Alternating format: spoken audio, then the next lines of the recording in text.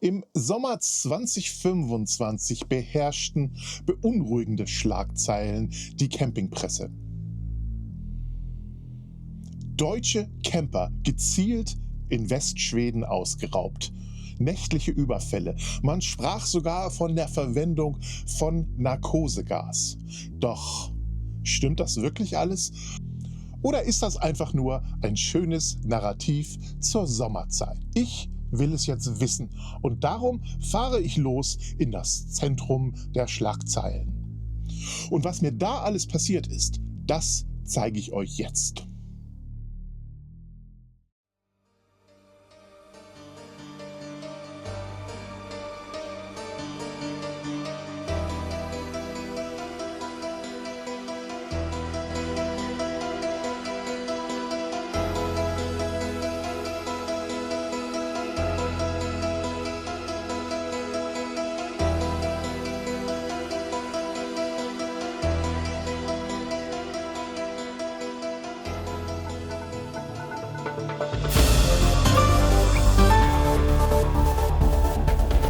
Göteborg, Schweden. In Schweden häufen sich Überfälle auf Wohnmobile, insbesondere in Westschweden in der Region Västra Götaland. Es werden gezielt deutsche Camper im Schlaf bestohlen. Täter bohren Löcher in Fahrertüren, um unbemerkt einzudringen und Wertsachen wie Bargeld, Pässe und Kreditkarten zu stehlen. Die Polizei warnt vor einer wachsenden Zahl solcher nächtlichen Einbrüche. Es ist Sommer und die Straßen Schwedens sind voll mit Campern, die Herzen voll mit Fernweh nach einem Sommer wie aus einem Buch von Astrid Lindgren. Und plötzlich, mitten in dieser Freiheit, mitten in diesem Bilderbuchsommer, da tauchen sie wieder auf. Die Horrorgeschichten. Geschichten von Überfällen, von nächtlichen Einbrüchen in Wohnmobil, gezielt abgesehen auf deutsche Touristen, von Hab und Gut befreit, von Menschen, die angeblich im Schlaf betäubt wurden mit Narkosegas. Und die Schlagzeilen sagen alle Ähnliches. Der Wortlaut ist fast identisch, immer ein Warnzeichen. Finger weg von Schweden. Die Deutschen werden gezielt beklaut. Narkosebanden treiben in und um Göteborg ihr Unwesen. Ich will es wissen, was ist da wirklich dran? Was stimmt und was ist einfach nur Mythos oder sogar eine gut verkäufliche Medienente? Deshalb starte ich ein Selbstexperiment. Ich bin losgefahren von Hamburg in Richtung Göteborg, diesmal ohne Hund, Quinn kam nicht mit, ohne Crew, nur ich und Big Eddie 2. Mission: herausfinden, kann ich hier ruhig schlafen.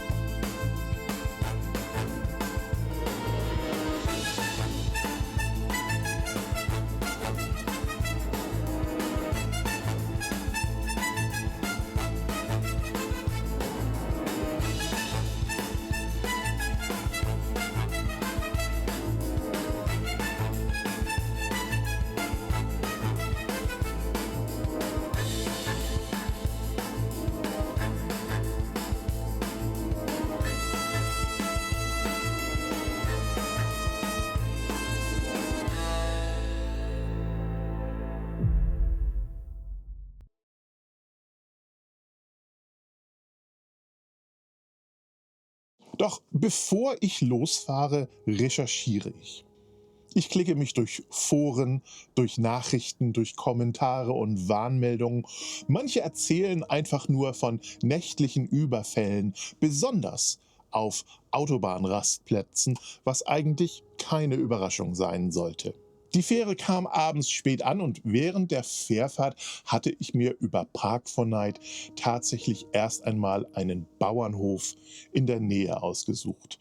Nun ist ein Bauernhof potenziell nicht die Anlaufstelle für Schwerverbrecher und das war auch tatsächlich gewollt. Ich wollte mein Experiment nicht sofort nach Ankunft starten, von der Fähre rollen und dann gegebenenfalls doch genötigt werden, auf irgendeinem Parkplatz zu übernachten. Also ein bisschen Vorplanung war schon dabei.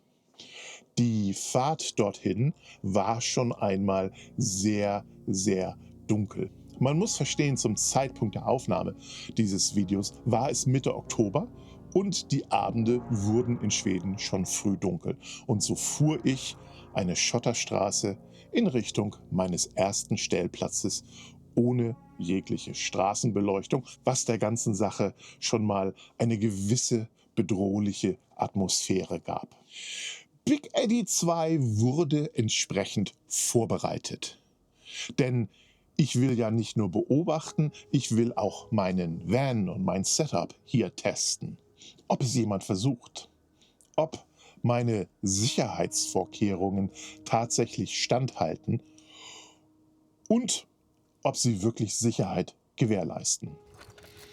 Zusatzschlösser, Bewegungsmelder, Licht und Kamera, Innenverriegelung und mein Favorit natürlich, die Hundeschüssel vor dem Van. Die stille Drohung. Obwohl Quinn ist eigentlich gar nicht dabei, aber das wissen natürlich die Einbrecher nicht.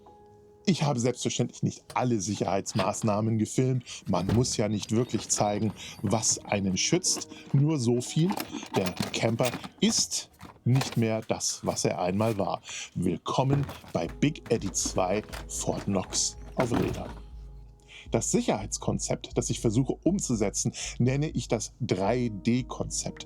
3D für die jeweiligen englischen Wörter Deter, Detect und Depart or Defend. Deter bedeutet so viel wie wegleiten oder auch abschrecken. Also ein Bild für die Einbrecher generieren, dass es sich hier gar nicht lohnt einzubrechen, beziehungsweise generell keine gute Idee sein könnte, hier einzubrechen. Vielleicht doch lieber zum Nachbarn gehen. Hinweisschilder auf Alarmanlagen, sichtbare Überwachungskameras, Licht mit Bewegungsmeldern, sogar die eben genannte Hundeschüssel vor dem Van oder der riesengroße Maulkorb am Innenspiegel, sodass der Verbrecher weiß, hier lieber nicht.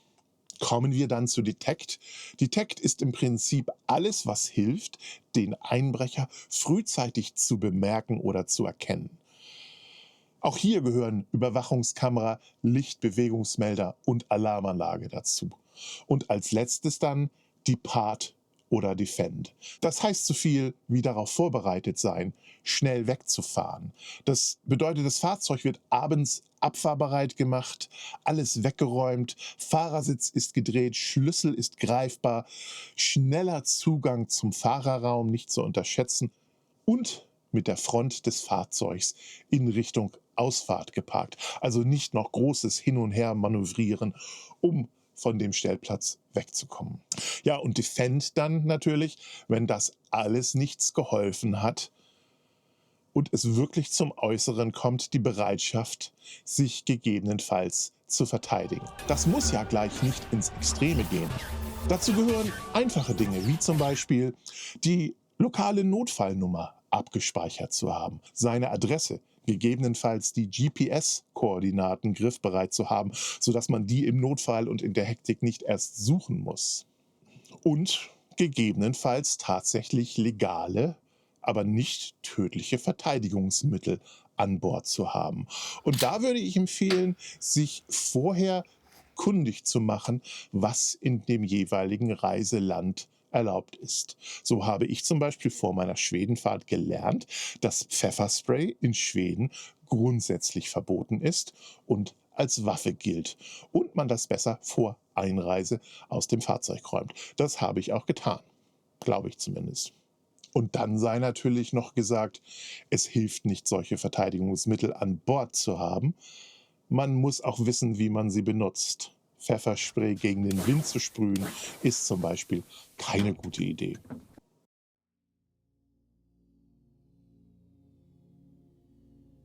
Und immer wieder taucht die Frage auf, ist Schweden, also der Raum zwischen Malmö und Göteborg, wirklich noch sicher? Und kann man tatsächlich durch ein Fenster oder durch eine Fahrzeugöffnung Narkosegas einleiten und die Insassen entsprechend narkotisieren und ausschalten? Ich wühle mich durchs Internet und finde keine klaren Antworten. Aber ich finde die eine Sache ganz klar: Sorge, Bedenken und Angst. Und so schade es auch ist, Angst ist ansteckend. Ansteckend wie ein Virus, das sich verbreitet über soziale Medien, über Internetforen und Gespräche. Und so wird aus der Angst der anderen dann doch irgendwie schnell die eigene. Kommen wir nun aber tatsächlich zu unserem Selbstversuch. Wir fahren nach Westschweden. Ich suche gezielt nach realistischen Orten, nicht zwingend nach den Orten, wo auch gewarnt wird. Ich werde nicht an einem Autobahnrastplatz übernachten. Ich denke, das gebietet sich der normale Menschenverstand.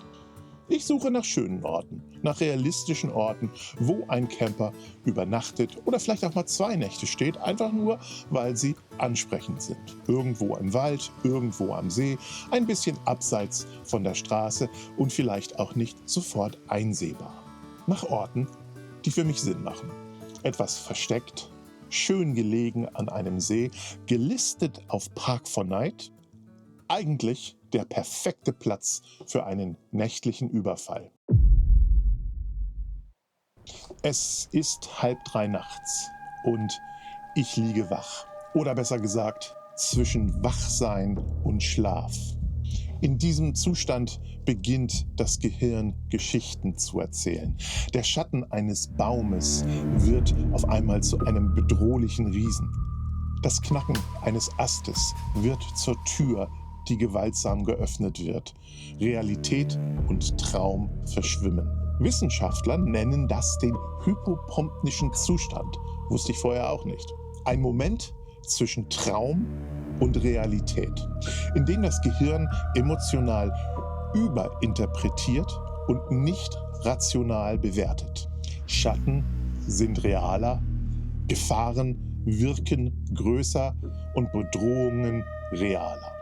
Und wenn dann im Hinterkopf Geschichten sitzen, die man vor der Reise gelesen hat, dann reicht ein Windstoß, ein knackender Ast und ein raschelnder Vorhang und das Kopfkino startet. Ohne Kamera, ohne Regisseur, ohne Ton. Nur mit einem Hauptdarsteller. Mit mir. Erst mit der Morgensonne kommt dann die Auflösung. Es war nur der Wind, es war nur ein raschelndes Blatt, es war einfach nur nichts. Und trotzdem bleibt das Gefühl, letzte Nacht war irgendwie anders. Passiert ist zwar nichts und eigentlich habe ich auch gut geschlafen und dennoch.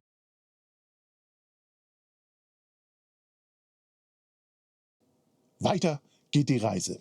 Zurück an meinem Laptop und zurück in der Realität. Ich kontaktiere die Polizei in Göteborg. Dort habe ich einen Termin mit dem Pressesprecher.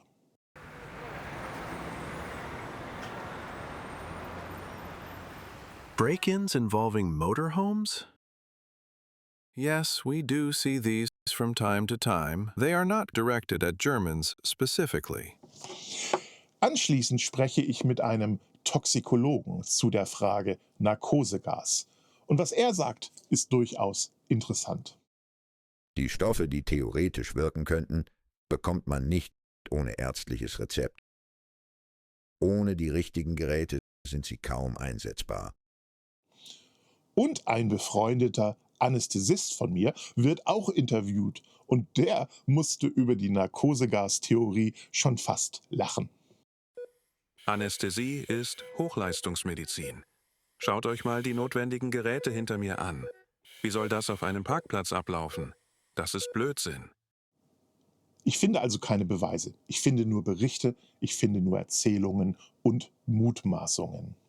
Und es stellt sich mir die Frage, eventuell geht es gar nicht um Gas, sondern die Tatsache, dass man sich schutzlos ausgeliefert fühlt.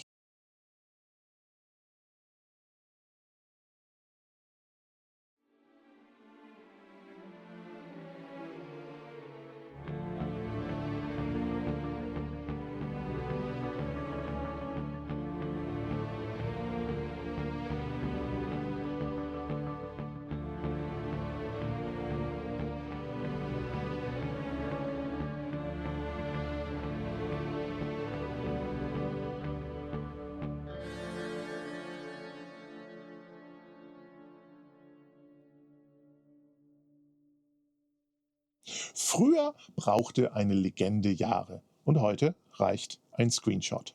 Ein Instagram-Post mit einem weinenden Emoji, ein TikTok-Video mit emotionaler Musik und ein Facebook-Kommentar ohne jegliche Quelle. Und der Algorithmus tut dann den Rest.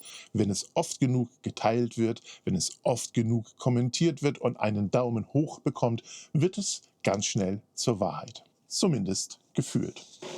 Dies ist tatsächlich meiner Meinung nach die wahre und unterschätzte Realität von Fake News in Social Media. Letztendlich muss man sich immer vor Augen halten, alles, was dort gezeigt wird, hat nur ein Ziel: Klicks zu bekommen und den Kanal des Influencers weiterzubringen.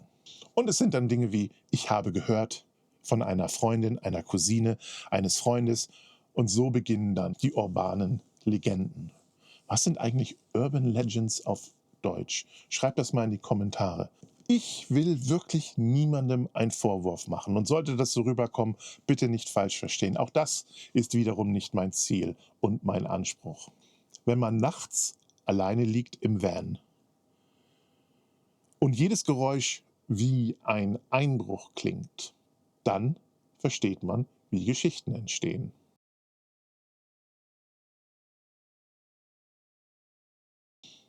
Die Geschichte begann eigentlich nicht mit Gas. Sie begann mit kleinen Überfällen, mit kleinen Diebstählen. Interessanterweise kursieren seit, und jetzt festhalten, mindestens 2003 in den Sommermonaten immer wieder Geschichten von Überfällen auf Camper.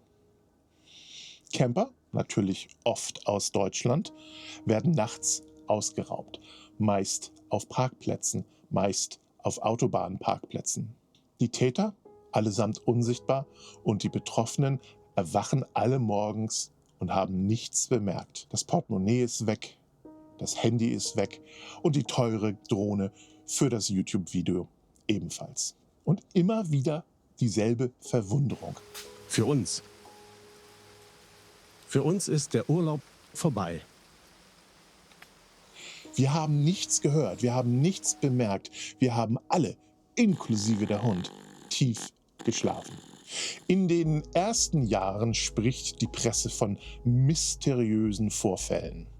Und dann, etwa ab 2010, wenn man die Geschichte weiter verfolgt, verändert sich plötzlich das Narrativ. Plötzlich ist von K.O.-Gas die Rede. Denn die Überfälle sind irgendwie mysteriös. Erst erscheint es in Foren, dann in Lokalmedien und schließlich auch in der Boulevardpresse. Gasattacke auf Camper. Betäubt und ausgeraubt. Doch bis heute lässt sich eine Sache mit Sicherheit sagen: Es gibt keine Beweise für den Einsatz von Narkosegas. Keine Luftproben, keine Restspuren, keine Laborproben, keine Anklage mit Gas als Beweisstück. Und Polizisten in Schweden und übrigens Frankreich und Deutschland auch bleiben skeptisch und sprechen nicht von Gasangriffen, weil es dafür keine Belege gibt. 2015 widerspricht der ADAC öffentlich der Gashypothese. 2023 schreiben dann endlich die ersten Medien, vielleicht doch nur ein urbaner Mythos. Doch jetzt hat die Geschichte längst Tradition. Jetzt ist die Geschichte ein Selbstläufer. Und auch 2025 wird wieder von Narkosegas gesprochen. Und der Wortlaut in den verschiedensten Zeitungsartikeln ist fast identisch. Die Geschichte ist nun ein fester Bestandteil des Sommers. Wie Mücken, wie Regen, wie Sonnenbrand und wie der Duft von Sonnencreme. Weiter geht die Reise.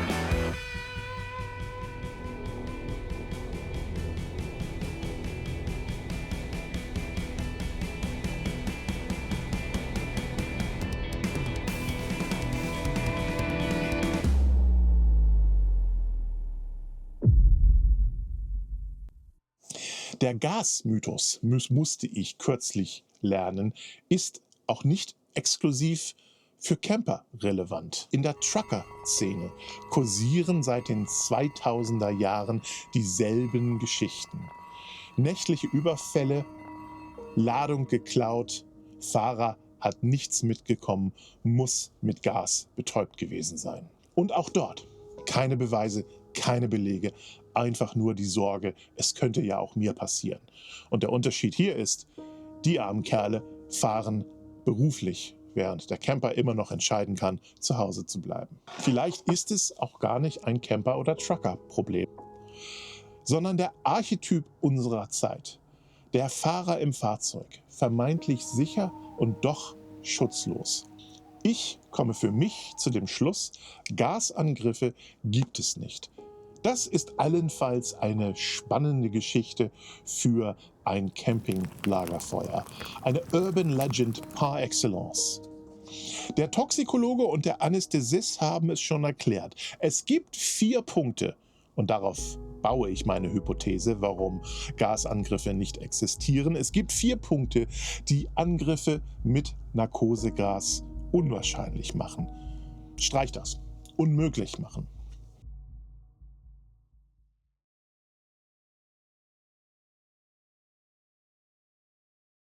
So, und wie kann ich jetzt diese Hypothese untermauern, dass diese ganze Schlafgasgeschichte nur ein Mythos ist?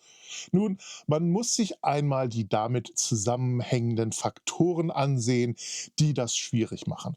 Und ohne dass ich zu sehr ins Detail gehe, gibt es mindestens 5 Faktoren, die das Ganze extrem schwierig machen. Da wäre einmal die Logistik als solches. Man braucht relativ viel Narkosegas. Die typischen Narkosegase, wie sie im OP verwendet werden, kommen in Flaschen. Und um einen solchen Campervan, sagen wir mal wie diesen hier, zu befüllen, braucht man mindestens 12 bis 15 Flaschen. Also da gibt es schon einige Paletten zu schleppen. Benutzt man andere Gase, wie zum Beispiel Chloroform, Ether, Stickstoff, dann schleppt man das Ganze in großen Gasdruckflaschen hinter sich her, was sicherlich komplett unauffällig wäre. Gerade die Beschaffung von Narkosegasen ist mit relativ hohen Kosten verbunden. Auch das habe ich einmal ausgerechnet. Einen solchen Camper mit Gas zu befüllen von unten bis zur Decke kostet ungefähr 3.000 € pro Einbruch. Das muss sich dann schon lohnen. Und ich würde mal sagen, das Kosten-Nutzen-Verhältnis für den Einbrecher rechnet sich nicht. Schlechtes Businessmodell. Und dann ist die Verabreichung relativ komplex. Es reicht nicht einfach nur einen Schlauch irgendwo reinzustecken und den Hahn aufzudrehen. Gerade die Narkosegase werden im OP verdampft und dann verabreicht. Man benötigt also relativ kompliziertes medizinisches Equipment und auch ungefähr das Wissen eines Anästhesisten, um das sicher und effektiv durchzuführen. Andere Gase wie Chloroform oder Ether riechen stark, lösen einen Hustenreiz aus und gehen mit einem hohen Explosionsrisiko einher. Ein kleiner Funke und uff. Als nächstes ist die Dosierung nicht so einfach. Eine große, kräftige Person, so wie ich, würde sicherlich wesentlich mehr Narkosegas benötigen als der kleine Chihuahua. Und von Todesfällen wurde bislang schließlich noch nicht berichtet. Und letztendlich wäre dann die Legalität bzw. die Beschaffung, ganz besonders die Narkosegase, fallen unter das Arzneimittelgesetz und ohne Rezept geht da eigentlich gar nichts. Es gibt noch andere Faktoren, auf die gehe ich jetzt gar nicht mal ein, wie die Physik, dass Narkosegas schwerer sind als Luft und eher am Boden des Campers sich aufhalten würden. Das Einlassen ist mit viel Geräusch verbunden. Die Auffälligkeit, das Material zum Camper zu bringen. Ich habe das einmal alles in einem kleinen Begleitartikel zusammengefasst. Den könnt ihr euch kostenlos runterladen, wenn euch das interessiert. Schaut einmal in die Videobeschreibung, dort findet ihr den Link. Zum Schluss bleibt eigentlich nur zu sagen, ich habe mich in Schweden sicher gefühlt. So sicher wie eigentlich immer schon. Man muss sicherlich dazu sagen, ich habe geparkt an Plätzen, die man sicherlich nicht als Hochrisikoplätze beurteilen kann. Ich empfehle eben nicht auf einem Autobahnrastplatz ganz hinten in der letzten Ecke zu parken.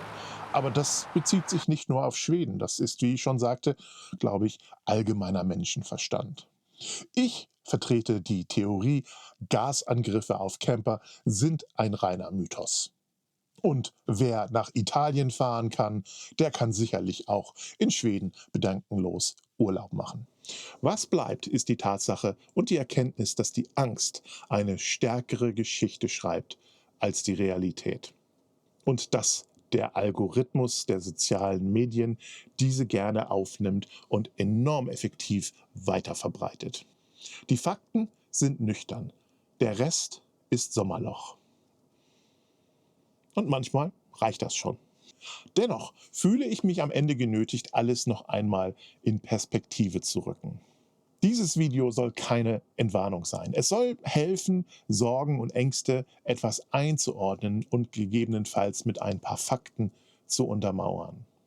Und vielleicht diese Ängste auch ein wenig zu entmachten. Wurdet ihr schon einmal von Gas betäubt im Camper? Dann schreibt bitte mal eure Geschichte unten in die Kommentare. Die würde mich wirklich interessieren und ich glaube, die anderen Zuschauer auch. Ich verspreche euch, ich werde euch nicht kritisieren und ich werde das Ganze nicht bewerten. Aber interessant fände ich es schon. Ja, das Selbstexperiment ist beendet. War es ein Erfolg? Ist es gescheitert? Das müsst ihr selber beurteilen. Ich fahre jetzt mit der Fähre wieder zurück nach Hause in Richtung Hamburg.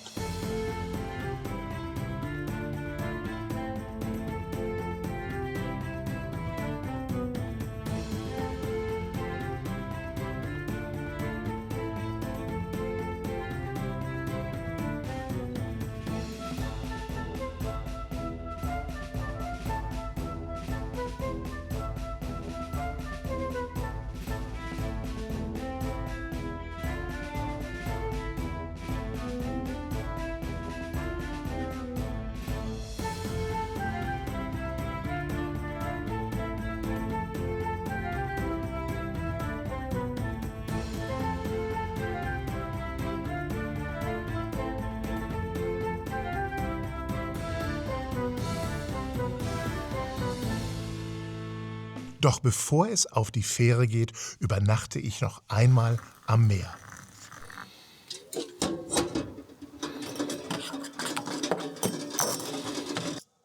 So, eine schöne Tasse Cellini-Kaffee.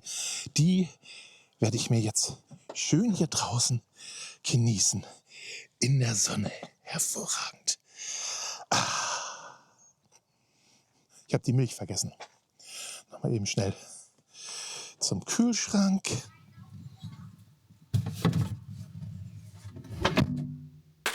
Was war das für ein Geräusch? What? Die haben den Kaffee geklaut.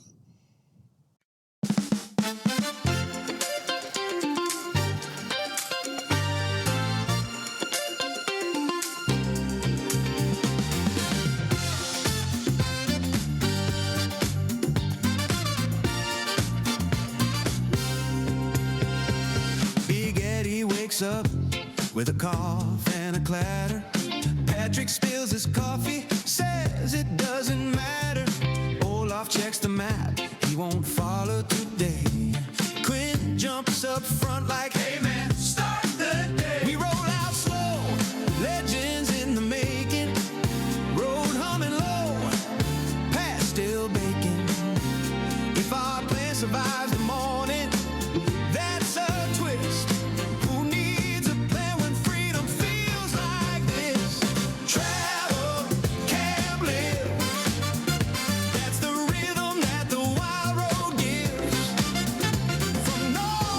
Cliffs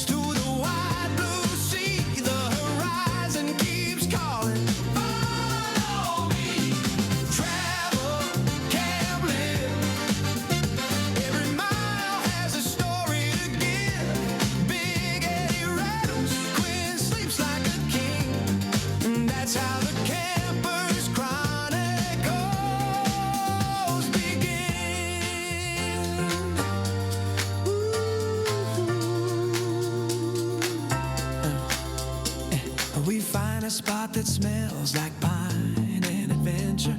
Patrick checks the fridge like a crime scene inspector. Olaf burns the toast, calls it